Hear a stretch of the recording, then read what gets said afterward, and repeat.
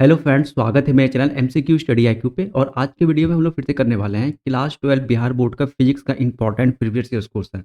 देखो, बिहार बोर्ड के एग्जाम में आपको प्रीवियस ईयर से एमसीक्यूज पूछा जाता है, तो कम से कम आपको पहले पूरा प्रीवियस ईयर्स को अच्छे से कंप्लीट करना है, क्योंकि उसे 100% रिपीट क्वेश्चन करता है बार बार, जैसे हम बता रहे हैं। देखो, हर क्लास में बताया है कि देखो, जैसे 70 मार्क्स का आपको क्वेश्चन पूछा जाएगा ऑब्जेक्टिव। इस 70 मार्क्स में आपको 35 क्वेश्चन बनाना रहेगा। ठीक है, मैक्सिमम मार्क्स ऑब्जेक्टिव में 35 का ही है।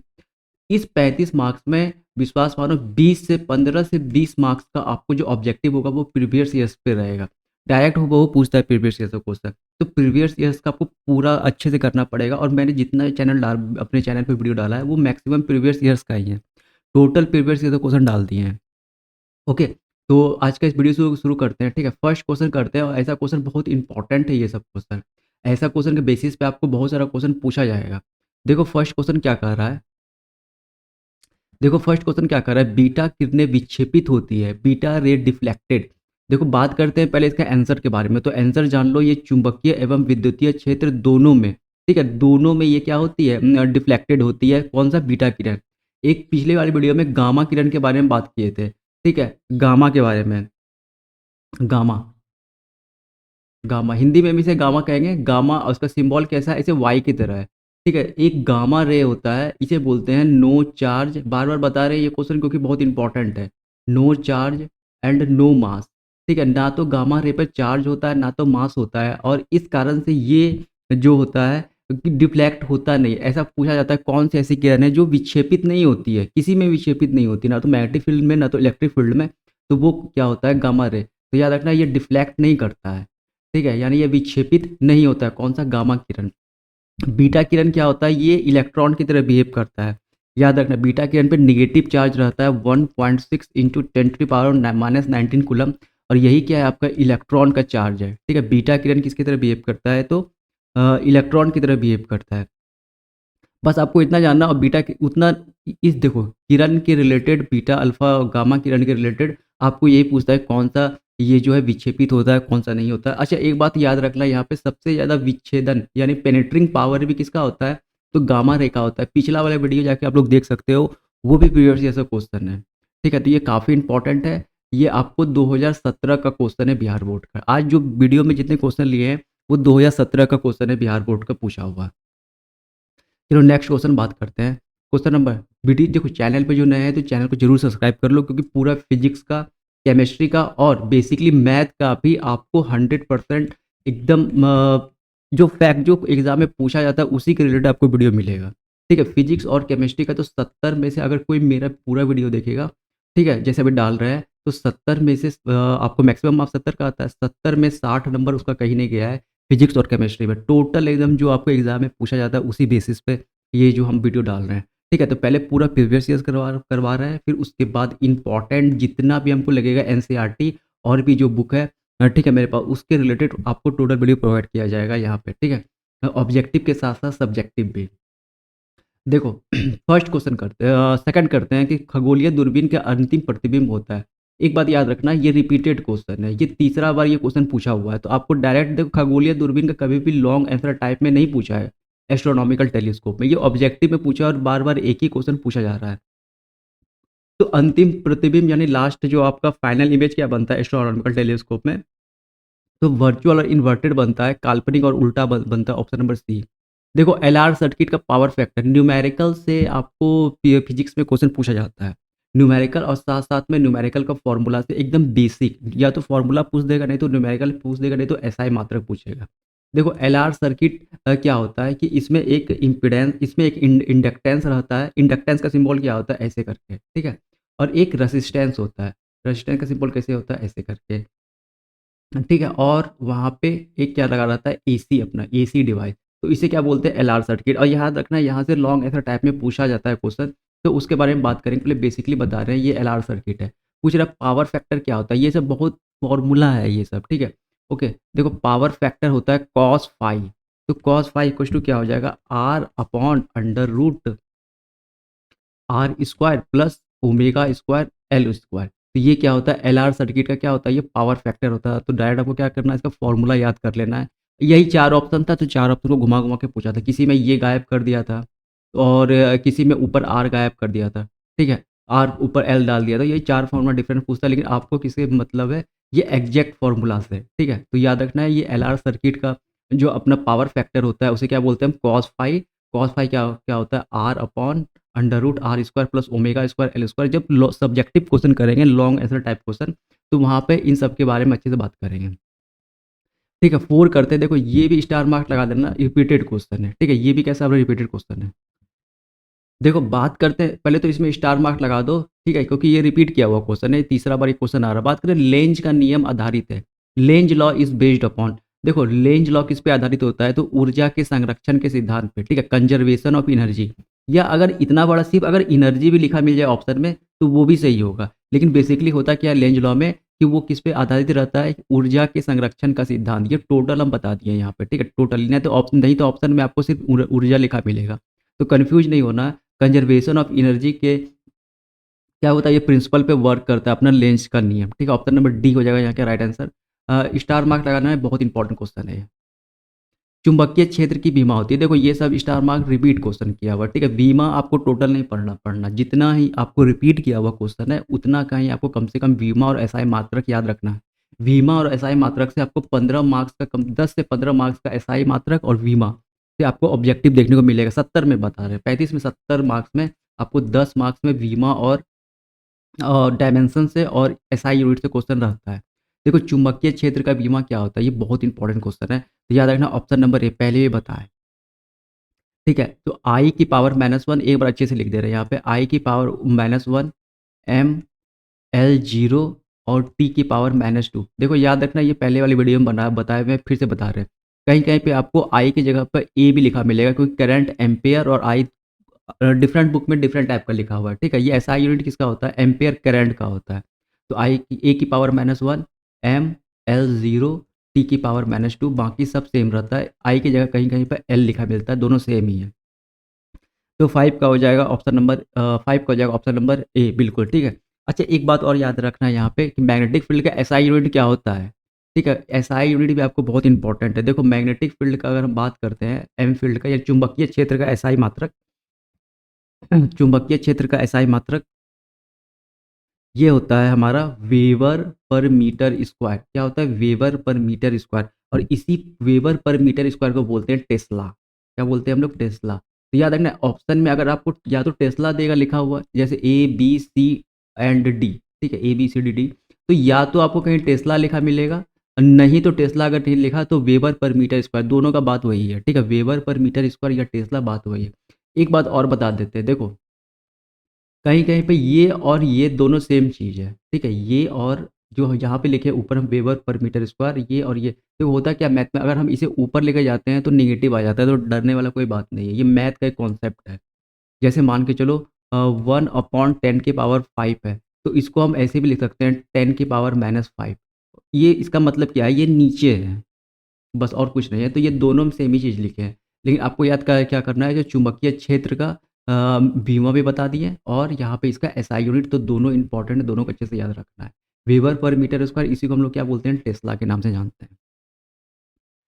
विद्युत परिपथ की शक्ति होती है, 3 फ़ॉर्मूला बताए थे, इसे भी स्टार मार्क कर लेना। इससे न्यूमेरिकल भी पूछता है और बार-बार ये इसका फ़ॉर्मूला पूछ रहा है, ठीक है? तो पावर ऑफ इलेक्ट्रिक सर्किट में 3 फ़ॉर्मूला होता है बेसिक, जो हम लोग क्लास 10 में पढ़े थे। P इक्वल्स टू VI, एक होता है P equals to I square R, और फिर एक होता है P equals to V square by R, ठीक है? बार-बार ऑप्शन में आपको वी स्क्वायर बाय आर ही दे रहा है, तो आपको तीनों याद रखना है। हो सकता है 2025 के एग्ज़ाम में जो है ये चेंज करके P इक्वल्स टू VI कर दे। बेसिकली ये तीनों क्या है? इलेक्ट्रिक सर्किट, विद्युत परिपथ की क्या होती है? सर्किट का फ़ॉर्मूला होता है। शक्ति का फ़ॉर्मूला होता है, विद्युत परिपथ की शक्ति का। एक बात याद रखना, इस फ़ॉर्मूला से आपको न्यूमेरिकल पूछा है बहुत बार, P equals to I square से, वो भी 2 मार्क्स का, तो ज़्यादा टफ न्यूमेरिकल नहीं देता है, सब कुछ दे देता है, पावर भी दे देता है, किसी में आपको करंट दे देगा, रेजिस्टेंस दे देगा, पावर पूछ लेगा, तो कोई दिक्कत नहीं है, बहुत ईज़ी रहता है, छोड़ना नहीं है। तो तीनों फ़ॉर्मूला इम्पोर्टेंट है अपने में। देखो बात करते हैं क्वेश्चन नंबर 7 का। क्वेश्चन नंबर 7 क्या कर रहा है हम लोगों से, देखो इस यहाँ पे क्या पूछ रहा है ना, कि नैंड गेट का बूलियन व्यंजन है। इसके पहले वाले जो मतलब प्रीवियस ईयर्स में, यानी 2017 के पहले वो पूछ रहा था आपसे नॉर गेट का, किसका? तो नॉर गेट का पूछ रहा था। तो याद रखना नॉर गेट और नैंड गेट इन्हीं दोनों का बुलियन एक्सप्रेशन या बुलियन व्यंजन आपसे हर बार पूछा जा रहा है, ठीक है। तो याद रखना ये दोनों वीवीआई क्वेश्चन है। क्या कैसा क्वेश्चन है? वीवीआई क्वेश्चन है, रिपीट करेगा ऐसा क्वेश्चन क्योंकि पूछा हुआ है वो भी बहुत बार। देखो नॉर गेट का अगर बात करते हैं तो क्या होता है वहाँ पर ए प्लस बी का बार इक्वल टू वाई, ठीक है। ए प्लस बी का बार इक्वल टू वाई। देखो ये जो है 3 मार्क्स में ही पूछा जाता है। तो फिलहाल अभी ऑब्जेक्टिव बता रहे हैं, तो अब बस आपको अभी इतना दिमाग में बैठा के चलना है कि नॉर गेट क्या का बुलियन एक्सप्रेशन क्या होता है, A plus B equal to Y. जब लॉन्ग ऐसा टाइप में दोनों का डिफरेंस बताएंगे कि गेट्स क्या होता है, ठीक है, बुलियन व्यंजन वगैरह बताएंगे तो वहाँ पे अच्छे डिटेलिंग में बताएंगे दोनों का डिफरेंस। अभी बस याद कर लो कि ये जो है आपका नॉर गेट का बूलियन व्यंजन होता है। और अगर बात करते हैं नैंड गेट का बूलियन व्यंजन क्या होता है, तो याद रखना कि ए इंटू बी की बार इक्वल टू वाई। देखो यहाँ प्लस हो जाता है और यहाँ क्या होता है इंटू, बस यही आप में क्या होता है इसमें डिफरेंस होता है। तो कंफ्यूज नहीं करना। देखो नॉर कैसा लगा हुआ है, बीच में ओ है, ओ है ना, यहाँ पे क्या है प्लस, बस यही आपको याद रखना है।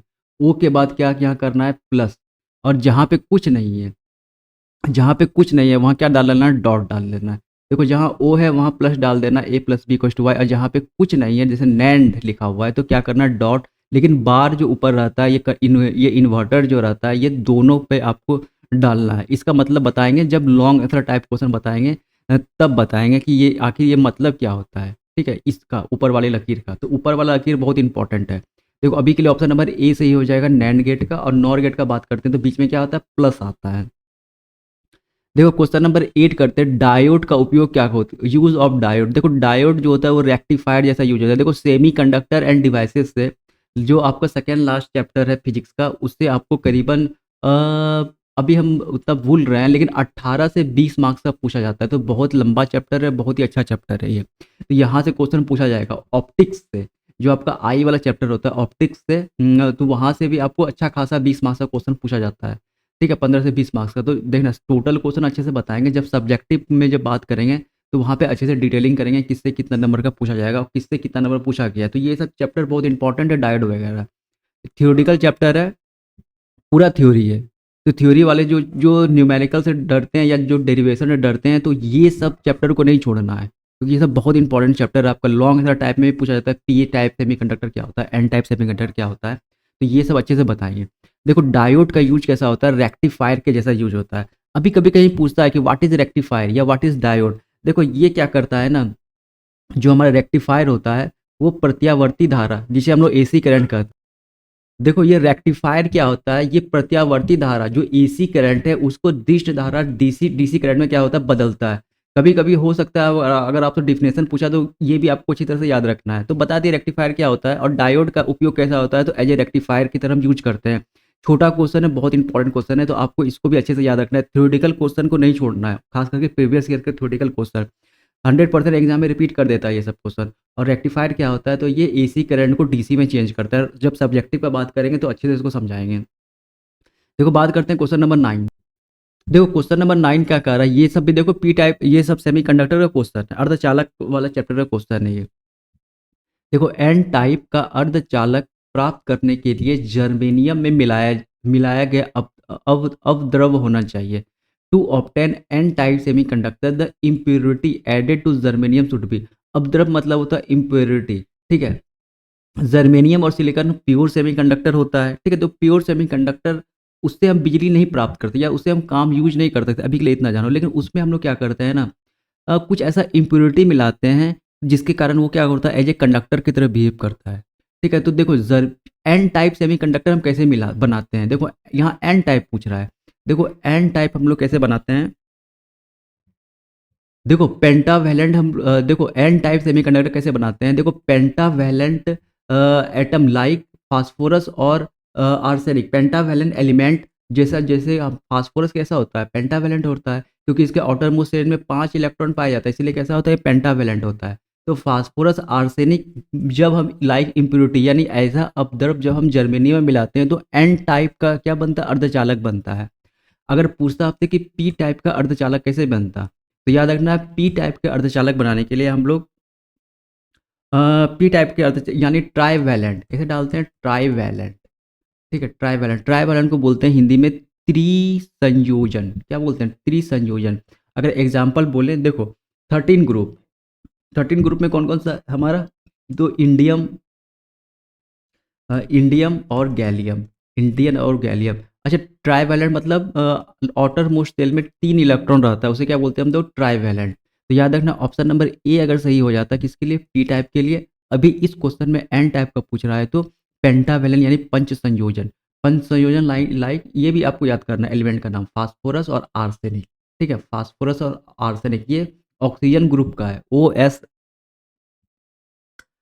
ये आपका है कहाँ पे, तो कार्बन और बगल ये, सॉरी ये नाइट्रोजन फैमिली का है। ठीक है, कार्बन के बाद आता है नाइट्रोजन, और इधर क्या होता है, बोरॉन। और ये जो है आपका जर्मेनियम, गैलियम, जर्मेनियम हुआ, सिलिकॉन हुआ, ये सब कार्बन परिवार का है। ठीक है, तो ये नाइट्रोजन फैमिली का आपका है क्या, फास्फोरस। और नाइट्रोजन भी कैसा होता है, पेंटावैलेंट होता है, लेकिन नाइट्रोजन हम लोग यहाँ नहीं मिलाते हैं। तो जितना बताएं यहाँ पे फास्फोरस और आर्सेनिक मिलाते हैं हम लोग एन टाइप अर्धचालक बनाने के लिए, और indium gallium trivalent trivalent element बनाते हैं हम लोग पी टाइप के लिए। ठीक है, नेक्स्ट क्वेश्चन करते हैं, क्वेश्चन नंबर 10। जितने समय में किसी रेडियो एक्टिव पदार्थ की राशि अपने प्रारंभिक परिणाम की आधी हो जाती है, उसे कहते हैं, देखो इनिशियल वैल्यू से कैसा हो जाता है, हाफ हो जाता है। देखो यही हाफ लाइफ का क्या है, ये डेफिनेशन है। ठीक है, ये क्या है, हाफ लाइफ का डेफिनेशन है। अर्ध आयु का यह क्या, यहाँ पर डेफिनेशन लिख दिया है, वही आपसे ऑप्शन में पूछ रहा है। तो ऑप्शन नंबर बी क्या हो जाएगा यहाँ पर राइट आंसर। हाइड्रोजन स्पेक्ट्रम की कौन सी श्रेणी अवरक्त भाग में दिखाई नहीं पड़ती। देखो ऐसा क्वेश्चन बहुत पूछा है घुमा करके। देखो अब हाइड्रोजन स्पेक्ट्रम के do not fall in infrared part. देखो इंफ्रारेड पार्ट में पहले देखो कौन कौन सा पड़ता है, यहाँ तीनों ऑप्शन दिया हुआ है। देखो इंफ्रारेड पार्ट में आपको पास्कन पड़ता है। ठीक है, और आपका यहाँ पे फुंड भी पड़ता है, ऑप्शन नंबर बी भी यहाँ पे आपका सही है। उसके बाद ब्रैकेट भी पड़ता है आपका किसमें, तो ये पड़ता है आपका इंफ्रारेड पार्ट में, आईआर शॉर्ट में लिख देते हैं। इंफ्रारेड रेड पार्ट में आपको कौन सा, ये तीनों पड़ता है। ये जो लाइमन श्रेणी है, ये एकमात्र श्रेणी है जो आपका यूवी रीजन में पड़ता है। इसमें पड़ता है यूवी रीजन में, या लिख देते हैं यहाँ पे यूवी क्षेत्र श्रेणी में ही लिख देते हैं। यूवी श्रेणी मतलब अल्ट्रा वायलेट श्रेणी में। ये कैसा है, इंफ्रारेड, ये कैसा है, अल्ट्रा वायलेट। एक क्वेश्चन पहले पूछा, ये भी याद रखना है कि अब पूछ देगा कि निम्नलिखित में कौन सा यूवी श्रेणी में पड़ता है, तो लाइमन। एक और आपसे क्वेश्चन पूछा था इसके पहले कि विजिबल रेज में, जिसको हम देख पाते हैं, उस श्रेणी में, उस रीजन में कौन सा आपको ये पड़ता है, विजिबल रीजन। ठीक है, याद रखना विजिबल रीजन में पड़ता है हमारा बामर। बामर, इसे क्या बोलेंगे हम लोग, बामर। ठीक है, ये प्रीवियस ईयर का क्वेश्चन है, तो ये तो याद ही रखना है कि बामर पड़ता है हमारा विजिबल रीजन में, और अल्ट्रा वायलेट में कौन सा पड़ता है, यूवी में लाइमन, और ये तीनों पड़ता है इंफ्रारेड रीजन में। ठीक है, बस आपको इतना ही याद रखना है। ओके, देखो इन सब चैप्टर से आपको मैक्सिमम जो है ऑब्जेक्टिव ज़्यादा पूछा गया है, तो आपको इन सब लास्ट वाले बुक में जो है ये सब 2 किताब चलता है फिजिक्स का।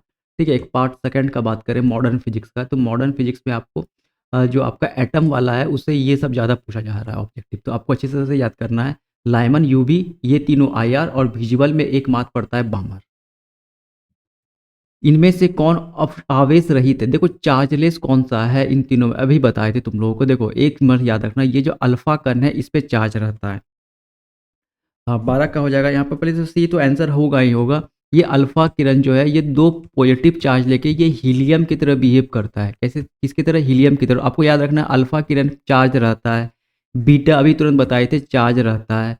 ठीक है, बीटा पर भी चार्ज रहता है, तो ये जो चार्ज रहता है प्रोटॉन, प्रोटॉन कैसा होता है, जो पॉजिटिव चार्ज पार्टिकल होता है। बचा ये फोटोन कण। बेसिकली ये फोटोन क्या होता है, ये अब हमारा होता है ऊर्जा का बंडल। क्या होता है ये, एनर्जी, पैकेट ऑफ एनर्जी, ऊर्जा का ये क्या होता है, बंडल, बंडल। ठीक है, ये क्या होता है, पैकेट ऑफ एनर्जी इसे बोलते हैं, इसे क्या बोलते हैं, फोटोन बोलते हैं। अच्छा, और ये क्या होता है, हमारा कण रहित होता है। ये क्या होता है, इसमें कोई चार्ज, सॉरी ये आवेश रहित होता है, आवेश रहित कण है ये। ठीक है, तो याद रखना यहाँ का आंसर क्या हो जाएगा, ऑप्शन नंबर सी हो जाएगा, फोटोन। अल्फा कण चार्ज रहता है, बीटा कण में चार्ज रहता है, तो ये हमारा आंसर नहीं होगा, ये भी नहीं होगा। और प्रोटॉन को सबको पता है पॉजिटिव चार्ज होता है प्रोटॉन में, और इलेक्ट्रॉन में निगेटिव चार्ज होता है। देखो कण वाले से आपको बहुत ज़्यादा पूछा हुआ है, ये अल्फा किरण वाले से, तो इसका एक सब्जेक्टिव में भी पूछा जाता है तो वहाँ भी अच्छे से बताएँगे। लेकिन अभी के लिए आपको अच्छे से दिमाग में बैठा लेना है ये सब क्वेश्चन, क्योंकि प्रीवियस ईयर में पूछा हुआ है क्वेश्चन। तो फोटॉन कण क्या होता है? चार्जलेस पार्टिकल होता है। फोटॉन कण होता क्या है? तो ऊर्जा का बंडल होता है। पैकेट ऑफ एनर्जी इसे बोलते हैं इंग्लिश में। 13 करते हैं। उत्सर्जित फोटो इलेक्ट्रॉन की ऊर्जा निर्भर करती है। The energy of emitted photon, देखो एनर्जी ऑफ इमिटेड फोटोन ये आइंस्टीन वाला है। तो इसका देखो फॉर्मूला क्या होता है? H new. यहाँ पे जो न्यू है ना, अब यहाँ पे अच्छे से क्लियर बता देते हैं किस पे डिपेंड करता है आपका फोटो इलेक्ट्रॉन की ऊर्जा। तो ई क्या है? फोटो इलेक्ट्रॉन की ऊर्जा अगर हम बोलते हैं तो न्यू है आपका यहाँ पे फ्रीक्वेंसी। 13 है ना यहाँ पे, देखो न्यू क्या है यहाँ पे? आवृत्ति, या इसको हम क्या बोलते हैं? फ्रीक्वेंसी। आवृत्ति, ठीक है, फ्रीक्वेंसी। और ये जो न्यू देखो, एक तो फोटोन एनर्जी किस पे अब जो फोटो इलेक्ट्रॉन की एनर्जी किस पे निर्भर कर रहा है? तो न्यू पे, आवृत्ति पे। लेकिन यहाँ पे देखो फ्रीक्वेंसी का कोई ऑप्शन आपको नहीं दिख रहा है। लेकिन जैसे एक फॉर्मूला और होता है ई इक्वल्स टू एच, इसे बोलते हैं सी बाई लेमडा। इसे न्यू का एक फॉर्मूला होता है, न्यू इक्वल्स टू होता है सी बाई लेमडा। यहाँ पे हम क्या कर रहे हैं? बस इसके रिप्लेस करके सी बाई लेमडा लिख रहे हैं। देखो ये कांस्टेंट होता है, प्लैंक कांस्टेंट, और ये सी क्या है? स्पीड ऑफ लाइट, ये भी कांस्टेंट होता है, 3 × 10⁸ मीटर पर सेकंड। और ये लेमडा क्या होता है? तरंग दैर्ध्य। ये क्या होता है? वेवलेंथ। तो याद रखना है, दो चीज़ पर डिपेंड किया, एक तो हमारा फ्रीक्वेंसी के डायरेक्टली प्रोपोर्शनल, ठीक है, यानी जितना ज़्यादा फ्रीक्वेंसी होगा उतना ज़्यादा क्या होगा? उसका एनर्जी होगा। जितना ज़्यादा फ्रीक्वेंसी होगा और उतना ज़्यादा क्या होगा? एनर्जी ऑफ फोटो इलेक्ट्रॉन होगा। और जितना कम वेवलेंथ होगा, और देखो एनर्जी डायरेक्टली इन्वर्सली प्रोपोर्शनल क्या है? वेवलेंथ। तो जितना कम वेवलेंथ होगा उतना ही ज़्यादा क्या होगा? एनर्जी होगा। तो दो चीज़ों पर यहाँ डिपेंड कर रहा है, एक तो आपका फ्रीक्वेंसी आवृत्ति पे, और दूसरा वेवलेंथ तरंग दैर्ध्य पे। तो तरंग दैर्ध्य वाला हमारा यहाँ ऑप्शन में दिया हुआ है, तो ऑप्शन नंबर बी सही हो जाएगा। टोटल क्लियर कर दिए। कभी कभी हो सकता है इस साल आपको फ्रीक्वेंसी ऑप्शन में डाल दे, ठीक है, वेवलेंथ को हटा के। तो याद रखना है, दो चीज़ों पर डिपेंड करता है, एक फ्रीक्वेंसी पर और दूसरा वेवलेंथ पे। तो ऑप्शन नंबर बी हो जाएगा यहाँ पर राइट आंसर। चुंबकीय क्षेत्र बी तथा विद्युतीय क्षेत्र ई के अनुपात का बीई मात्रक होता है। The ratio of magnetic field and electric field unit. देखो सबसे पहले बता देते हैं एक चीज, ई बाई बी क्या होता है? ठीक है, देखो ई बाई बी कुछ नहीं होता है। ई बाई बी वेक्टर, देखो ये होता है प्रकाश की चाल, स्पीड ऑफ लाइट होता है। क्या होता है? प्रकाश की चाल। प्रकाश की चाल। डायरेक्ट याद रखना, option same to same question पूछ देगा वहां पे, ठीक है, सेम टू सेम क्वेश्चन पूछ देगा। अब देखो प्रकाश की चाल अभी बताए, 3 × 10⁸ प्रकाश की चाल क्या होता है? 3 × 10⁸ मीटर पर सेकंड। ठीक है, तो ई बाई बी का वैल्यू क्या आ गया यहाँ पे? हमें क्या निकालना है यहाँ पे? इसका यूनिट निकालना है। इसका यूनिट तो बी बाई ई का, ई बाई बी का नहीं, बी बाई ई का। तो देखो ई बाई बी का यूनिट क्या आ गया यहाँ पे? मीटर पर सेकंड। क्या आ गया? मीटर पर सेकंड। और हमें किसका निकालना है यहाँ पे? तो हमें इसका यहाँ पर निकालना है बी बाई ई का। ठीक है, तो बी बाई ई क्या हो जाएगा? बी बाई ई हो जाएगा आपका, ये एस क्या होगा? उल्टा हो जाएगा, यानी एस बाई एम। देखो एस ऊपर, और इस एम को अगर हम ऊपर करेंगे तो -1 आ जाएगा। तो ऑप्शन नंबर बी क्या हो जाएगा यहाँ पर राइट आंसर? देखो एस क्या है यहाँ पे? मीटर पर सेकंड, यानी टाइम है सेकंड, और ये क्या है? मीटर। तो ऑप्शन नंबर बी क्या हो जाएगा यहाँ पर राइट आंसर? हमें उल्टा का पूछा था यहाँ पे, देखो बी बाई ई का पूछा था, ना कि ई बाई बी का। तो हमें पता है ई बाई बी क्या होता है? Ratio of electric field upon magnetic field. तो प्रकाश की चाल होता है। प्रकाश की चाल का ऐसा है यूनिट, जो स्पीड का ऐसा है यूनिट, मीटर पर सेकंड। इसे पलटेंगे, इसे पलटें तो ये भी पलट जाएगा, ठीक है। जो इसका अगर रेसिप्रोकल लेंगे तो राइट हैंड साइड का भी क्या होगा? ये आरएचएस का भी क्या हो जाएगा? रेसिप्रोकल लेना पड़ेगा। जैसे इसका रेसिप्रोकल लेंगे तो ये एस ऊपर एम नीचे आ जाएगा, और देखो यहाँ -1 आ जाएगा। तो ऑप्शन नंबर बी क्या हो जाएगा यहाँ पर राइट आंसर? ये इंपॉर्टेंट क्वेश्चन है, आपको अच्छे से रट लेना है।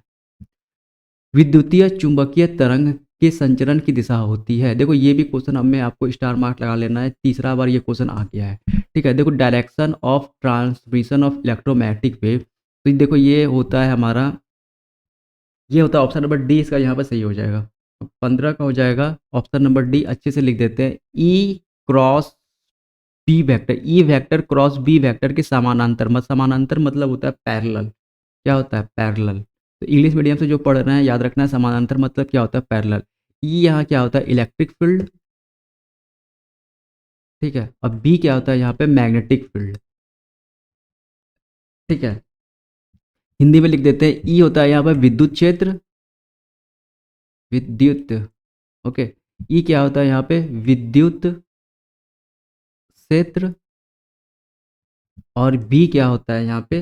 तो चुंबकीय क्षेत्र, बुक से भी आपको अच्छी तरह से इसको लिख लेना है, ठीक है? चुंबकीय क्षेत्र, चुंबकीय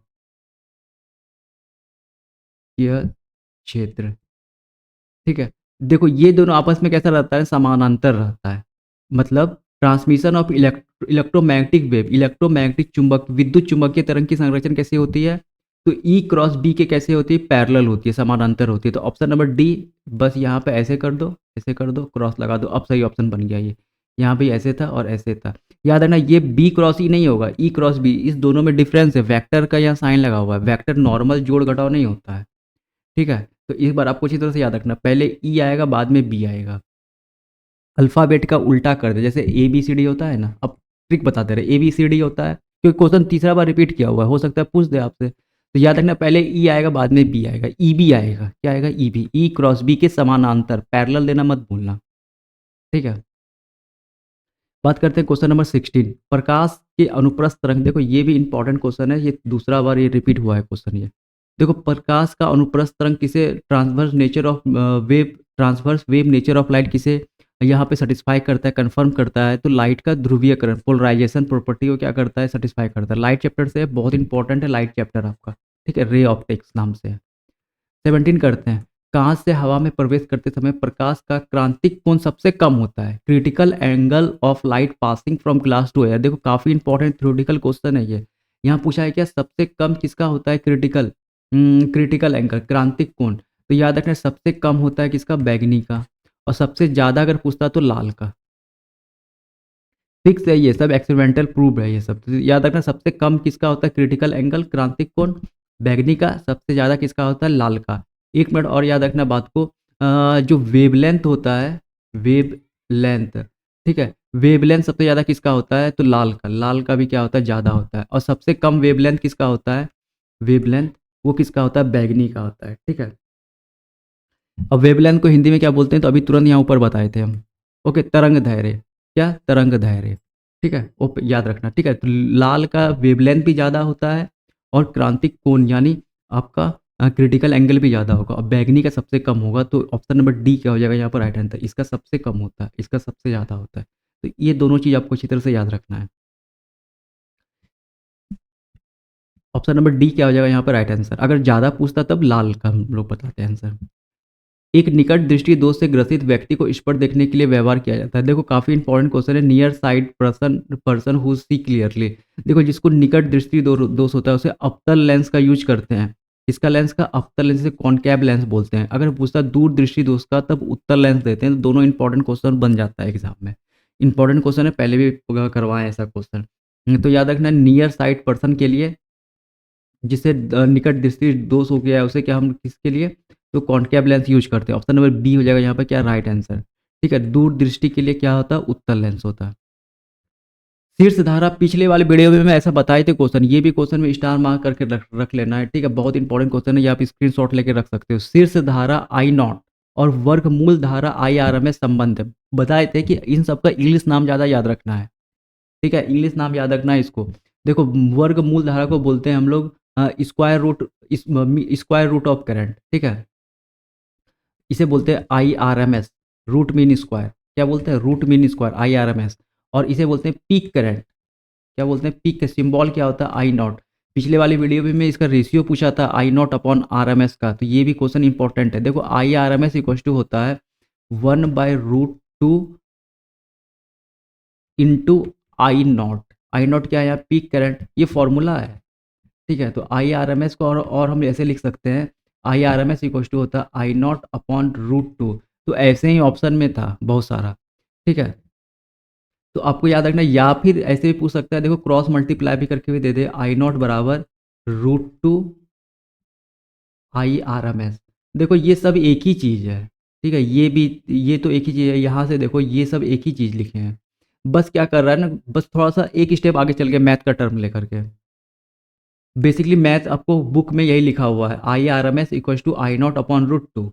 लेकिन ऑप्शन में हो सकता है क्रॉस मल्टीप्लाई करके दे दे। तो याद रखना I naught equal to √2 I R M S. Book में एक चीज़ और लिखा है, देखो बुक में एक चीज़ और लिखा है, I R M S equal to, जब 1/2 को सॉल्व करोगे ना, यहाँ पे 1/√2, √2 है, ये 2 नहीं है, √2 है। 1/√2 को सॉल्व करेंगे तो आता है 0.707, क्या आता है ये? यस, 0.707। तो बुक में कोई बुक में यहाँ पे 0.707 आई नॉट लिखा हुआ है। तो देखो ये सब एक ही चीज़ है, ठीक है? एक बार बता दे रहे हैं क्योंकि इंपॉर्टेंट क्वेश्चन है ये। देखो ये जो लिखे हैं ये ठीक है, और ये सब एक ही चीज़ लिखे हुए हैं, बस मैथ कब में थोड़ा बहुत एक स्टेप आगे लेके चले गए हैं। लेकिन बुक में आपको IRMS इक्वल्स टू ये वाला फॉर्मूला और ये वाला फॉर्मूला दिया हुआ है। तो इन तीनों को आपको याद कर लेना, ये रिलेशनशिप है, ये दूसरे बार एग्जाम में पूछा हुआ है ये, ठीक है? दूसरे बार मतलब सेकंड टाइम, इसके पहले वाले ईयर में भी पूछा हुआ था ये क्वेश्चन। देखो 20 नंबर क्वेश्चन करते हैं, ठीक है? प्रतिघात का मात्रक क्या होता है? मोस्ट इंपॉर्टेंट क्वेश्चन रहेगा 2025 के एग्जाम के लिए। बहुत बार ये एग्जाम में क्वेश्चन पूछा हुआ है, रिपीट किया, बार बार पूछ रहा है। प्रतिघात, यूनिट ऑफ रिएक्टेंस क्या होता है? ओम होता है। क्या होता है? ओम होता है। यूनिट ऑफ रिएक्टेंस का, प्रतिघात का मात्रक क्या होता है? ओम होता है। ये रट जाना चाहिए सब ऐसा यूनिट। देखो आज का लास्ट क्वेश्चन कर रहे हैं 21, ठीक है? विच स्टोन विच से मापा जाता है? विच स्टोन विच इज मेजर्ड? देखो बताओ, याद रखना, उच्चतम तथा न्यूनतम प्रतिरोध, हाई रेसिस्टेंस तथा लो रेसिस्टेंस दोनों नापता है। एक बात और बता दे रहे हैं, विथ स्टोन बीच जो है 3 मार्क्स के क्वेश्चन में पूछा जाता है एग्जाम में, ठीक है? ये इंपॉर्टेंट है, थ्योरेटिकल है, इसे बताएंगे हम खुद, ठीक है? जब लॉन्ग ऐसा टाइप क्वेश्चन करने का जब शुरुआत करेंगे, ठीक है? तो देखो अभी अगर जो नए हैं, अभी जो जैसे कोई क्लास 12 में गया ही है, ठीक है? तो उसको तो उतना समझ में नहीं आएगा, लेकिन फिर भी आपको ऑब्जेक्टिव से जुड़े रहना है क्योंकि 35 मार्क्स का सवाल है, ठीक है? अगर आपको 60 प्लस लाना है तो इसमें कम से कम को 35 में 35 लाना पड़ेगा, या आपको 65 प्लस लाना है तो इसमें 35 में 35 लाना पड़ेगा, क्योंकि बिहार बोर्ड में नंबर कट कट होता है थ्योरेटिकल थ्योरी में। तो आपको ऑब्जेक्टिव में कम से कम 100% आपको सही करना है। तो देखो विट स्टोन बेस से लॉन्ग ऐसा टाइप में क्वेश्चन पूछा जाता है। ऑब्जेक्टिव में मात्र एक ही क्वेश्चन ऐसा रिपीट कर रहा है, तो आपको इसको अच्छे से याद रख लेना है। उच्च तथा न्यूनतम प्रतिरोध दोनों के लिए यूज होता है। कौन सा? तो बिट बिट स्टोन ब्रिज, ठीक है? चैनल पर जो नए हैं, इस चैनल को जरूर सब्सक्राइब करिए और वीडियो शेयर करिए। मिलेंगे अगले वीडियो में। देखो केमिस्ट्री का भी वीडियो पड़ा हुआ है, वो भी आप जाके देख सकते हैं, प्रीवियस ईयर पूरा, ठीक है? मैथ डालेंगे कुछ दिन के बाद। अभी देखो फिजिक्स, केमिस्ट्री और मैथ तीनों मेरे चैनल पे आपको मिल जाएगा बहुत ही अच्छी तरह से। तो मिलेंगे अगले वीडियो में, तब तक के लिए thank you, all the best.